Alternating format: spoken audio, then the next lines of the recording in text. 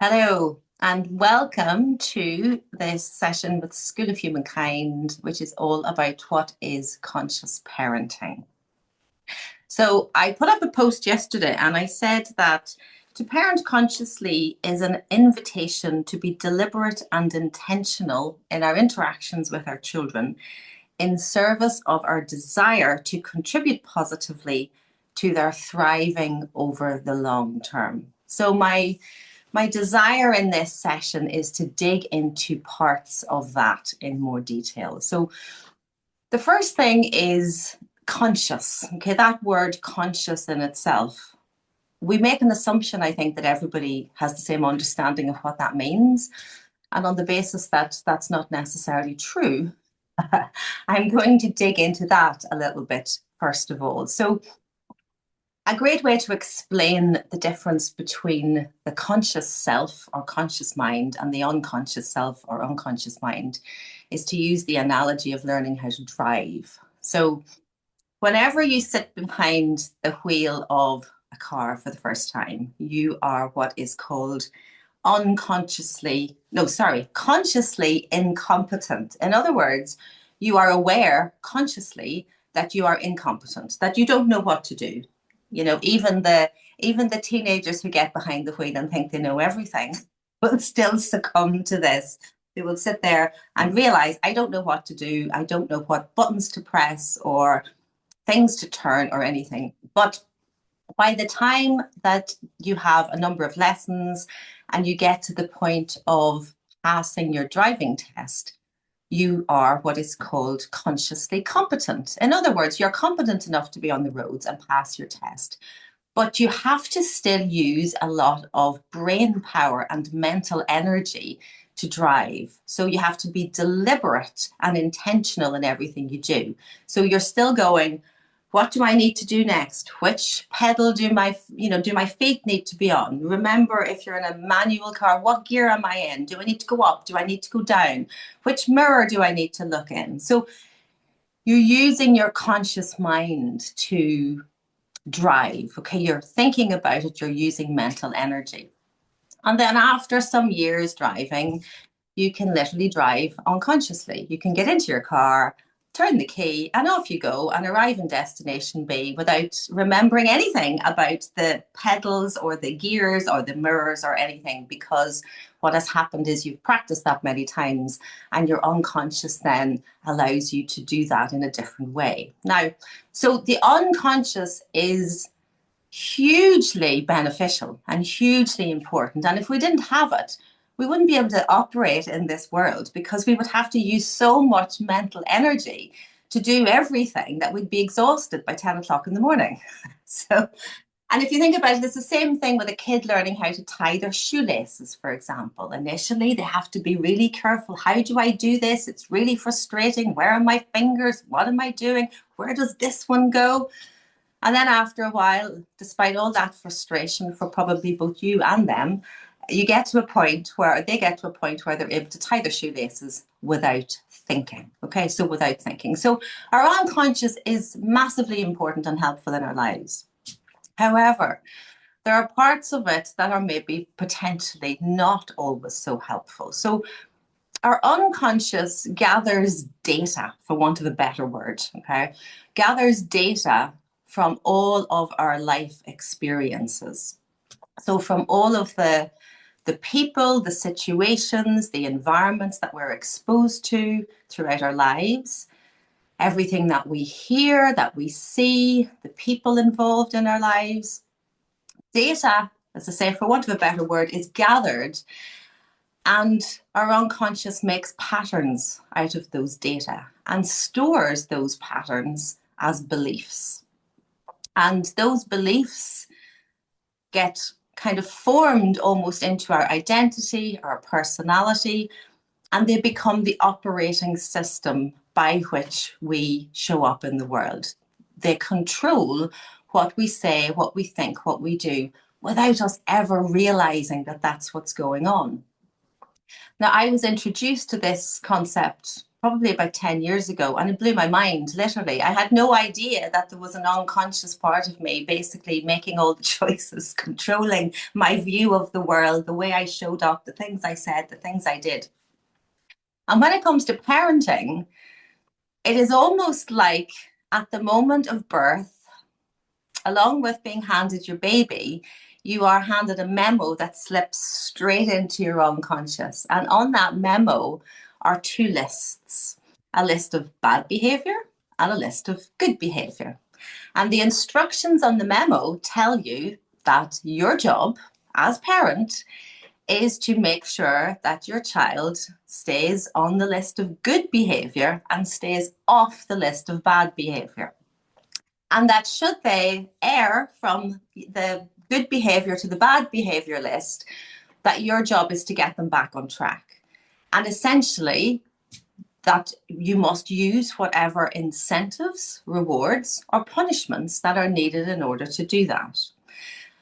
And that, as I said, just slips into our unconscious without even knowing that that's what is happening. And that really comes from societal expectations, our own experiences of being parented. And we basically are left with this list of shoulds and shouldn'ts, cans and can'ts. Your child should do this and they shouldn't do this. This is bad, this is good. You can't let them do this and you only let them do that. And if you don't do that properly, imagine this is a job description. If you don't do that properly, then you're a bad parent, because that is your job as parent. So part of being a conscious parent is to recognize, first of all, that we are operating from this memo, from this stored data within our unconscious, and to take that memo out into the light and to look at it and make a conscious, intentional, deliberate decision about whether we feel that that memo is correct, is useful, is resourceful, is helpful for parenting our children. And if I had a choice and I was able to remove that memo and to wipe every memory that you ever had about the idea of there being good behavior and bad behavior, I would replace it with a memo that simply says, all behavior is communication. And behavior is your child's first language. So just like French is the first language of France, behavior is your child's first language. That is the language that they are most comfortable in expressing themselves. And it takes children many years, and indeed adults many years to learn how to effectively articulate their inner experience. So behavior is an outward manifestation or expression of an inner experience. So when a child isn't feeling good on the inside, they're going to behave in ways that aren't good on the outside. If they're feeling good on the inside, they are more likely to behave in ways that look good on the outside. So a child that is feeling calm, at ease, supported, nurtured, unconditionally loved, connected with, they're feeling your presence, they're more likely to be at ease in themselves and to behave accordingly. A child that feels judged, criticized, disconnected, where we have so many expectations of them, all of those things, or where you are shouting at them, or we're frustrated with them, or we're impatient with them, again, they're likely to behave in ways that are a response to that inner, or an expression of that inner experience. So part of being a conscious parent, as I say, is to take this out into the light, to have a look at it and go, okay, behavior is communication. And my job then as a parent is not to shut down the bad, in inverted commas, behavior. My job is to be a detective and to see, can I tune into what my child's inner experience might be, that might be causing the outer expression that is perhaps inappropriate or unresourceful or problematic. So, and sometimes it's very easy to make that link. Sometimes it's very easy. You take your child to the supermarket and they grab, sweets or toys off the shelf, and you say, no, you can't have those. And they lie down on the floor and kick and scream. Okay, we have a direct understanding of the reason for the behavior in that moment because the thing is happening in the moment. Okay, we've said no and they don't like it.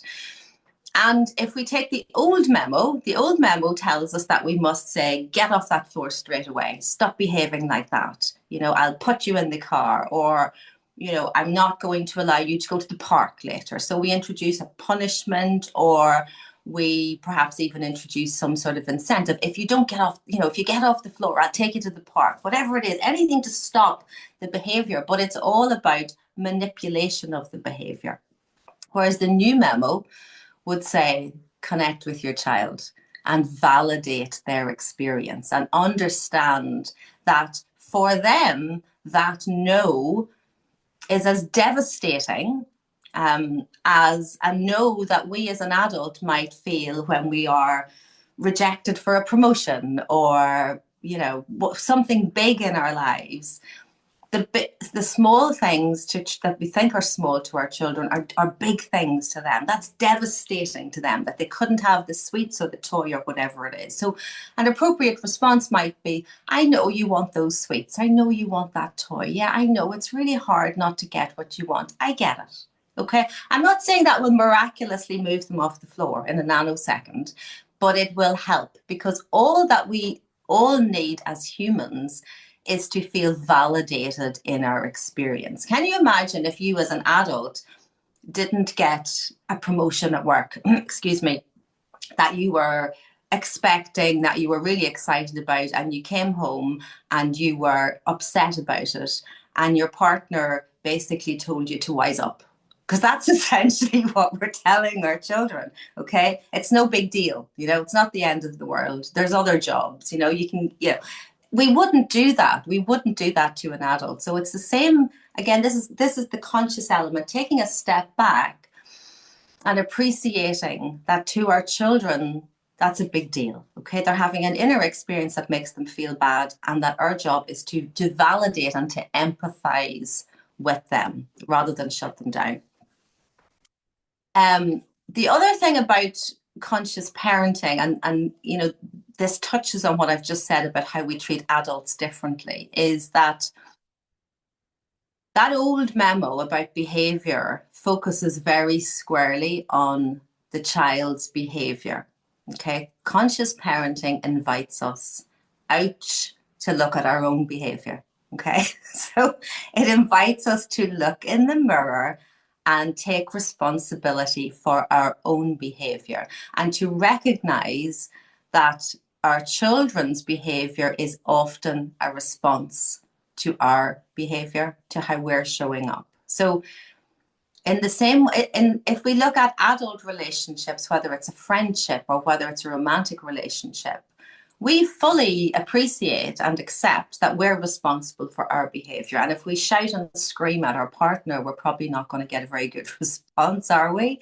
But we seem to forget that when it comes to children. It's all about their behavior and what they're doing. Okay, so we are invited to look in the mirror and consider our own behavior. And as I say, when we are impatient, frustrated, critical, judgmental, shutting our children down, that doesn't feel good to them. So the response we're going to get from them is not a positive response.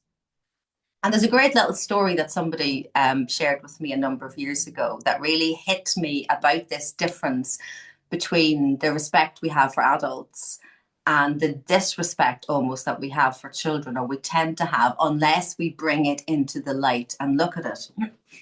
And it was this: imagine that you are picking up a friend from work for whatever reason, their car is broken down, and you pick them up from work, and when you get 5 minutes kind of away from their place of work, excuse me, They say, oh, flip, I've forgotten the file. There's a file on my desk and I need to bring it home because I need to do some work on it tonight. Our reaction would probably be, no problem, that's fine, I'll turn the car around.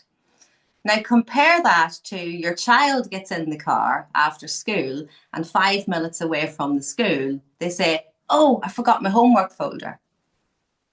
Often the response is very negative. It's, oh, for goodness sake, why can't you remember your stuff? I've told you before, blah, blah, blah, blah, blah, blah, blah.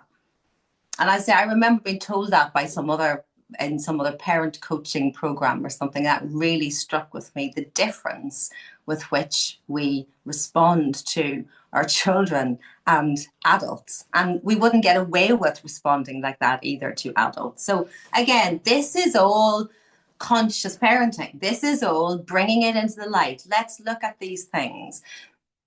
And, there is no judgment from me. I have done all those things, and I have used rewards and punishments and naughty steps and all sorts of things before I came to understand any concept of conscious parenting. So as I often say to people that I work with, you'll not have done anything that's worse than what I've done. Okay. So we're all in this together. The other thing that is useful for us to think about is, so, I said, hold up the mirror to our own behavior. So our own behavior in terms of, how we're interacting with our children around their behavior in particular. But another really useful thing for us to do is to look at how we are imposing expectations on our children. That's another great one to bring out into the light. So, and to notice what program we are running around the expectations we have of our children. So things like A grades, and it starts early actually. Their spelling test when they're 5. Are you expecting that they get their spellings all correct? And if they don't, or they get more than one wrong, do they get a negative reaction from us? And then it becomes running their races at the school, sports day, or their music maybe, or their sports, or their A grades or whatever. So what message are we giving our children if we are more connected and more positive with them and more effusive in our love for them and the attention they get? If they get more attention and more love for an A grade than they do for a C grade. What message is that sending to our children? And where is it coming from within us? Is it just a script that we've learned generally around success? Or are we trying to live out our own unmet dreams through our children? Are we going, well, we didn't get these opportunities, or I didn't, or my life is pretty dull and I'm not realizing my potential, or whatever it is. So we then strap our children with expectations to fulfill those dreams that perhaps we haven't done ourselves. So again, bringing all these things out into the light, noticing our own reactions to our children, and thinking again, if we look at that quote that I said at the beginning about the long-term flourishing of our children. So if our children feel our high expectations in terms of grades and achievement and all of that, what are we telling them about their worth? What message are they internalizing into their inner script? Remember, our scripts started in our childhoods, their scripts start in their childhoods. What message are they getting about their worth? Are they getting a message that says, my worth is tied to my achievement? My worth is tied to things that are outside of me, what I'm doing, what I'm achieving, what I'm attaining. When actually the message our children need to be getting is that their worth is inside of them and that they are worthy simply because they exist. Now, that flies completely in the face of mainstream westernized, which is the only place I live in the West, so I can't comment otherwise, but mainstream kind of westernized parenting that's all about achieve, achieve, achieve, get your A grades. I mean, I have a son doing exams at the moment, and he's had a strategic fail yesterday, for example, because he decided that Chemistry was a subject he wasn't taking any further. He's not very good at it. In fact, he's terrible at it. And if he was to spend a lot of time studying for it, it would take away from study time from some of the other subjects that he wants to do well in, that he's bringing forward for next year. So he didn't do, not 1 minute of study did he do for that exam. He went and sat it yesterday and came out and said, yeah, I've completely failed. That's fine. Now, that flies in the face of traditional parenting, okay? But that's where we're at, okay? That is where I have gotten to over the years with these kids, is that we're not subscribing to that old model of success. We're not saying that you have to do everything the way that everyone else is doing things. You have to make assumptions about what's good and what's bad. An A grade is good. A C grade is good. Oh my goodness, a fail. Oh my God, a fail, you know? And yet we'll come to being adults now and talk about, oh yes, it's important to fail. Failing is good because you learn things from failure. Again, double standards.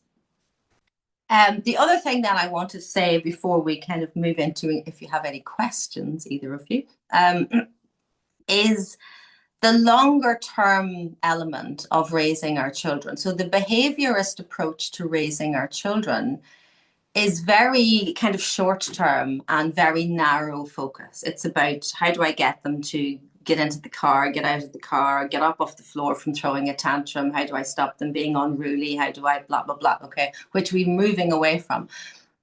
But it's very short term. Whereas if I were to ask any of you, what would you hope would be the long-term kind of aspirations for your children beyond success? I'm not thinking about A grades and, money and wealth and success and all of that, but how would you like your children to turn out to be able to create meaningful lives for themselves?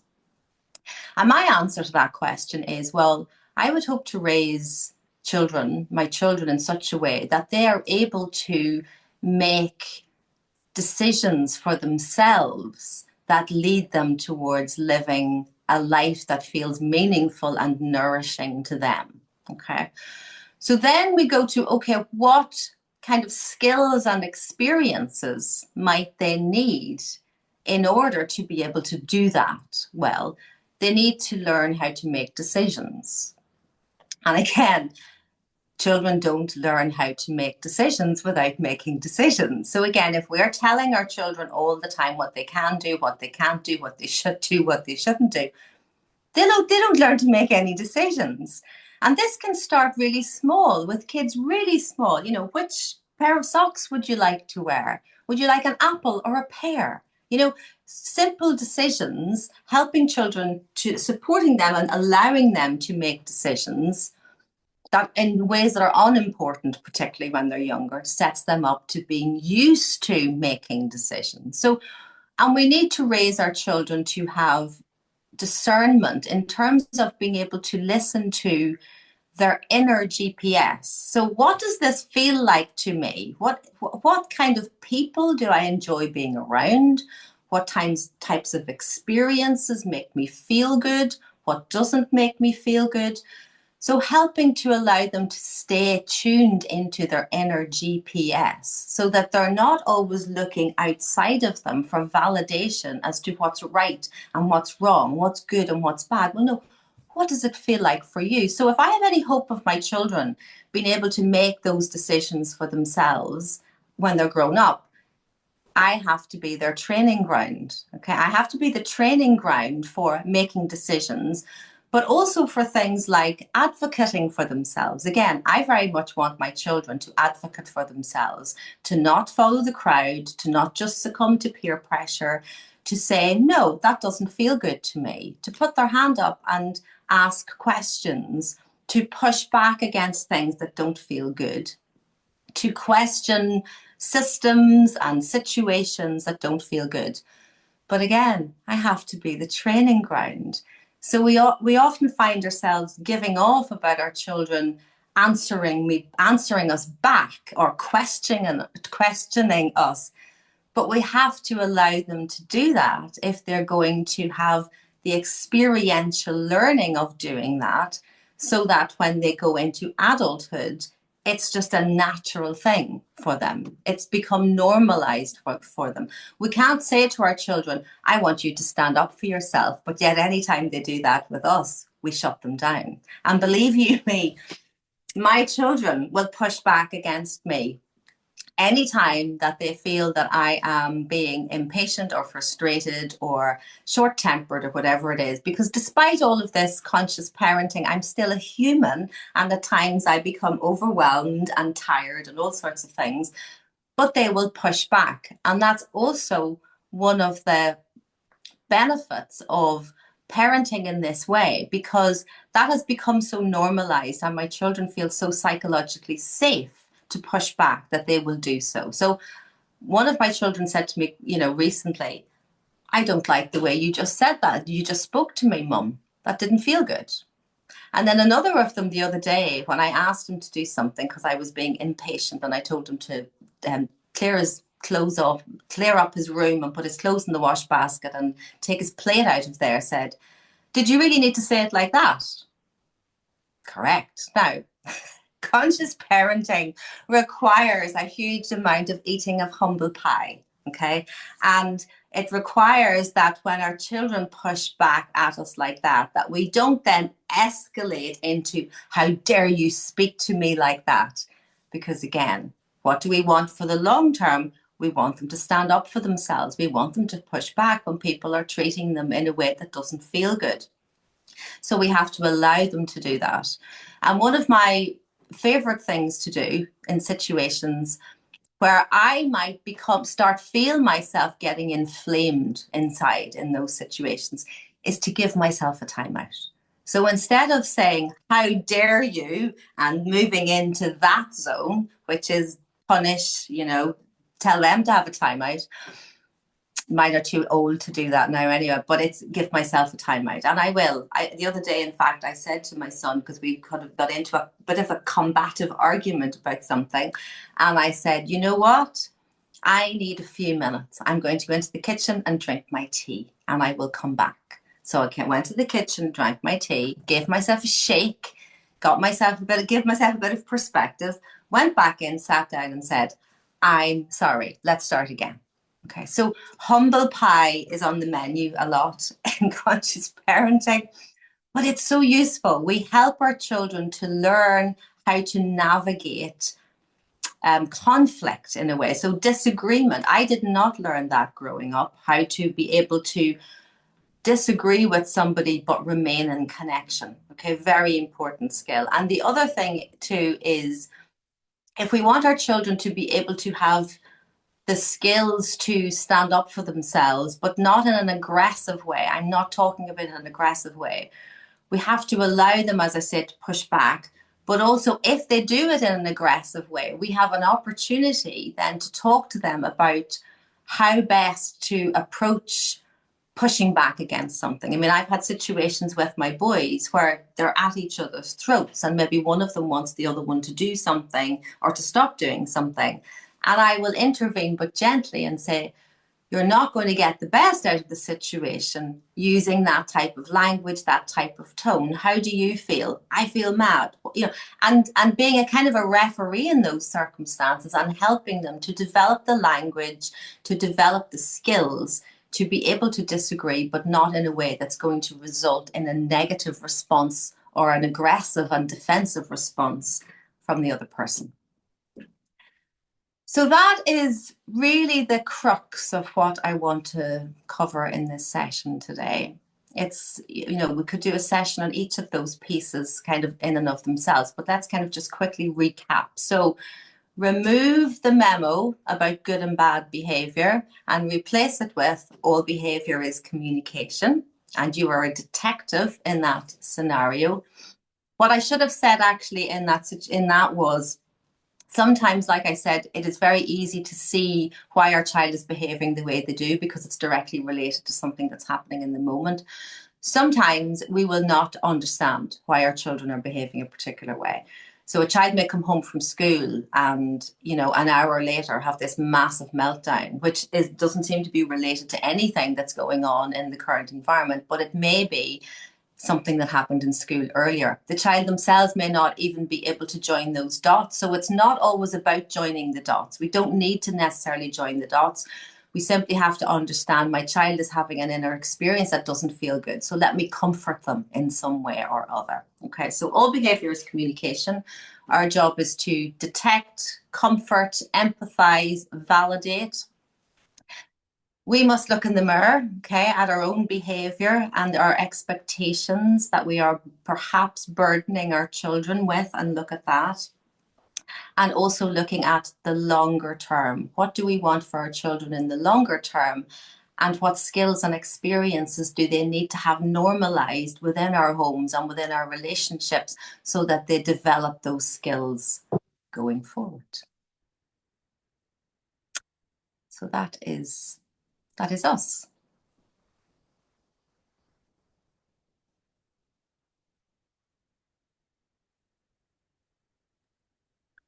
Yvonne, that was so wide ranging. There were so many topics in there that I could relate to as a parent as well. And yeah, coming into a new parenting style through what I've learned in the past is, yeah, I guess you would call it conscious parenting.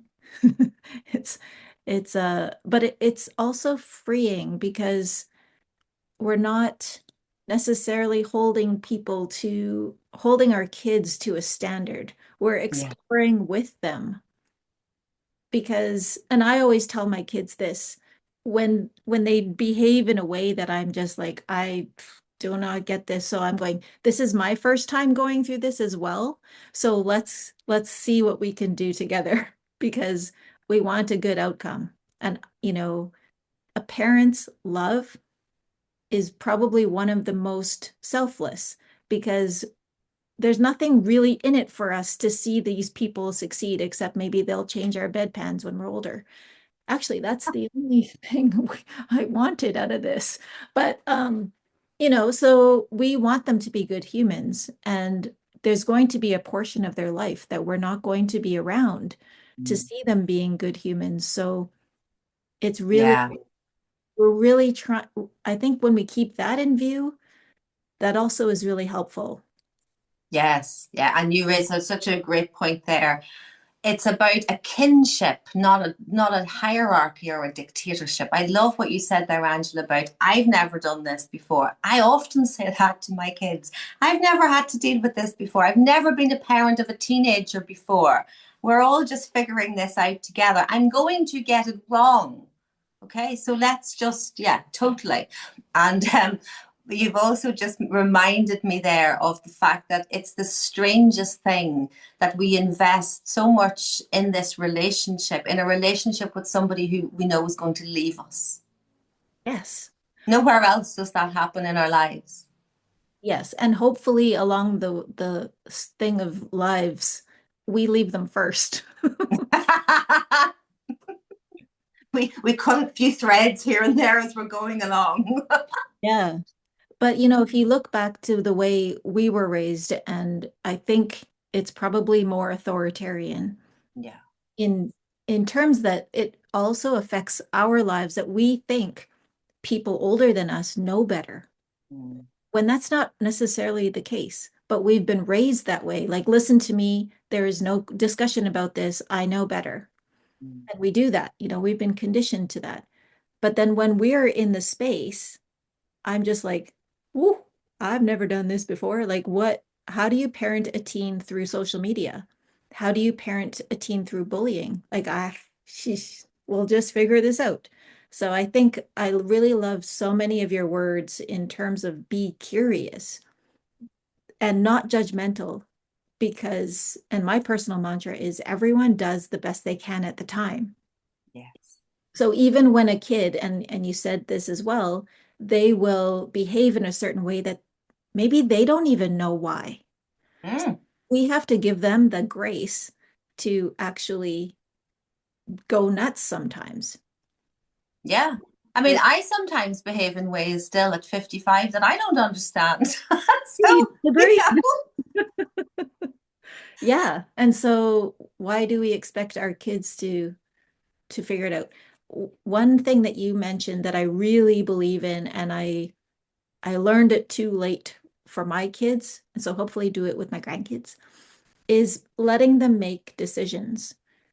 And I probably figured that out when they were still kids, young, but not young. It's allowing them to make the little decisions. Like, I'm gonna make you a sandwich. Do you want ham or beef? Just Mm. those really small, and John doesn't want any of those because he's vegetarian. But just the little decisions, give them practice to make decisions. What I've seen in some families who I've watched grow up is when the parents have all of the answers, the kids grow up not even knowing what to choose to Yes, yes, they look to other people all the time to tell them what to choose. And actually, there's an interesting thing there about, children, often children who bully other children are children who have not been given any agency in their lives. So, and I've explained that to my children even when they've maybe been bullied or seen bullying, is that, that child may not have anywhere in their lives where they have any control or any sense of agency. So it's very important. All those little decisions make a child feel, oh, I have a choice. I get a say here. And they accumulate over time. And yes, of course, they become bigger decisions, over time. But yeah, that's so important. To be fair, I don't think when my children were really small that they had those sorts of decisions either. I think my first one in particular, I chose everything for him, but he's kind of like that. He even now, if I said, clothes, oh, you just pick, he couldn't care. It's more he couldn't care less.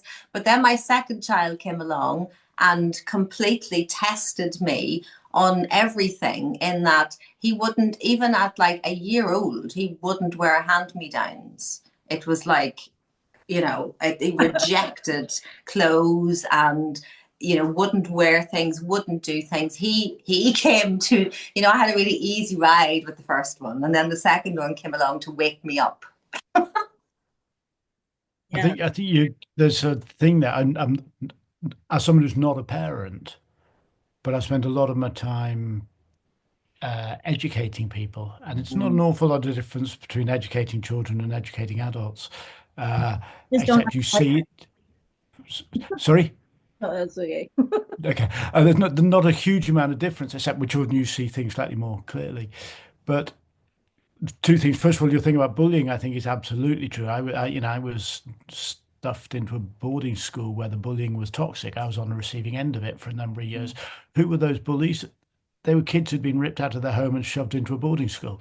You know, utterly and absolutely powerless kids who achieved agency by making some decisions. And they might not have been good decisions. Those decisions were to beat the hell out of somebody else, but they were taking agency. And it's so much of what you're saying sort of revolves around that word, giving people the right, not just a right to make decisions, but the understanding that they can make decisions and they can live by the consequences of those decisions. The Yes. good consequences. Do you want ham or beef? Goody, I got ham and I wanted ham. And that's a good consequence to a decision.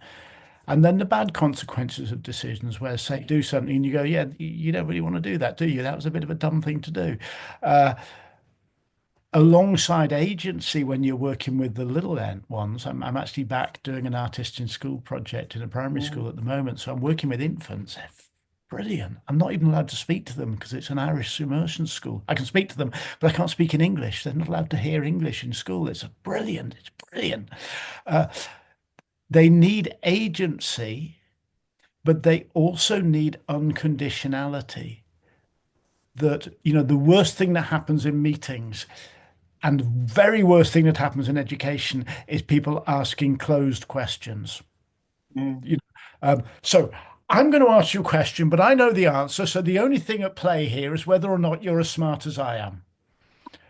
You know, Yes, yes. it's, it's, I've been in education places where people go, Okay, there's only one country in the world where this happens. Does anyone know which one it is? That's not education, that's showing off. That's all it is. You know, agency requires unconditionality, where you say, whatever you answer you Mm, give, we're going to discuss that. Why did you give that answer? What, mm, how do we get you from where you are? How do we build the bridge to where we think you need to be, whether that's educationally or socially or emotionally or whatever? But without the unconditionality, in other words, unconditional love, unconditional mm. acceptance, all of Yeah, those things, all of those unconditional, without the unconditionality, the person making the decisions or the choices, who is by definition lost because they've never done this before, mm, they're not safe. They don't feel safe. yeah, And I've never been a parent, which is in some ways a sadness, in some ways it's not, but I've never been through that experience. But I am certain that, however hard, the biggest gift you can give to your child is a sense of they know that they are unconditionally safe with you. yes, And, yes, and that that your sense of, their and your love for them is not watered down if they behave this way and yeah, amplified if they behave that way. Now, and that's very hard, let's be yeah. honest, okay? Because the conditioning runs so deep, the Kool-Aid of society runs so Mm, deep. And also other people judge us too in how mhm. we as parents, and that does happen. But it's so important that and once I came to realize that, it was like just this massive light bulb that my child needs to feel that I love them exactly the same if they get 0 in their spelling test or Mm, if they get 20, that it doesn't have any bearing on my love for them. It means nothing yeah. in relation to my love for them. um, and the thing you say about the um, the kind of the consequences and agency and that unconditionality is really interesting too, because again, my children are really different. And my eldest boy kind of in primary school was kind of just, play by the rules, do as you're told, just kind of. And then my rebel came along and had no interest in, playing by the rules or whatever it was. And his older brother would just say to him, why don't you just do the thing the way it doesn't matter, it doesn't matter, it's not important. But he'd be like, why, I've had conversations with him from quite a young age, 7 and 8, like, it's up to you. I'm not at school, so I can't control or manage your behavior in school. And if you're going to do things, now he never bullied anybody or did anything, like that. But if you're going to behave in a way that's kind of, you're going to get out of your seat or you're going to shout out instead of putting your hand up, you're going to do the things that the teachers tell you off for.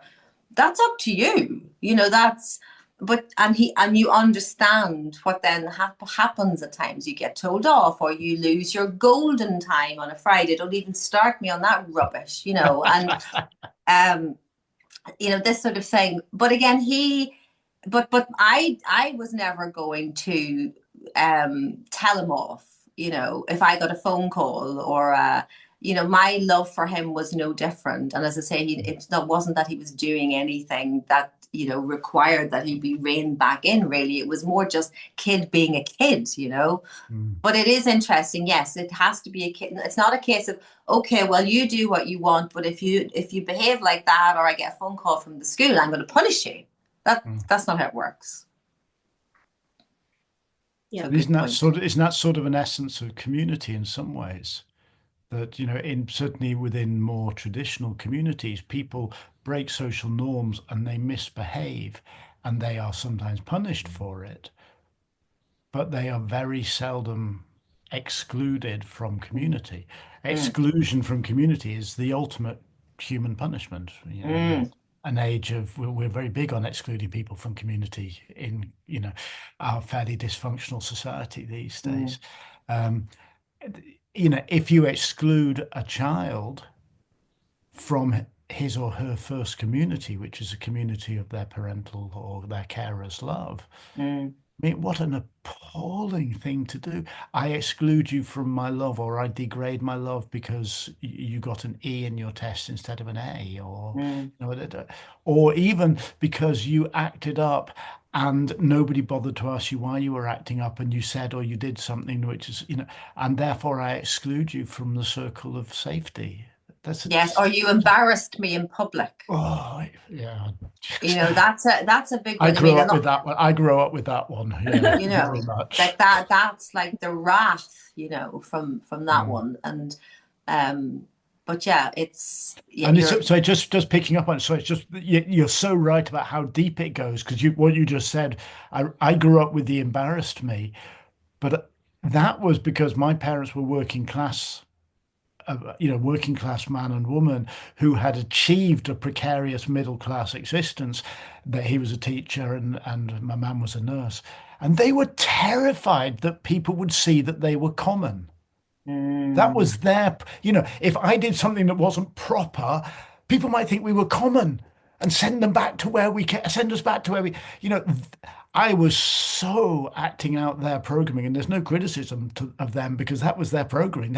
Did an amazing thing, but it does come so deep from their own childhood. I'm acting out in the 70s behavior that was put in place in the 1912 when my father was first born, because he was very old when I was born. So, it's a century out of date, pretty much. mm, yes. That's a good point. But and then you can see how you were not triggered, but you remembered that, that Mm, when Yvonne mentioned that, and that's that's just the whole importance of parenting. mm, And as you get older, hopefully you can, like you said, they did the best they could. You're mm. not faulting them for it. But a Mm, lot of people, when they can't process that, it can become something bigger. Yeah, yes. I loved your talk, Yvonne. Thank you so much. It yeah, was thank you. You're so many welcome. good points. Like you said, I think you could do another half hour on each of your points. Absolutely. And more, and some. Well, we appreciate you joining School of Humankind. We're so happy to have your wisdom on board with the faculty, and we look forward to so many more. So this presentation will be on our YouTube channel and in our School of Humankind library. And we just encourage everyone to drop in again and listen to another great conversation. The schedule is on our website. And thank you again, Yvonne. Thank you so much. Bye. Bye-bye.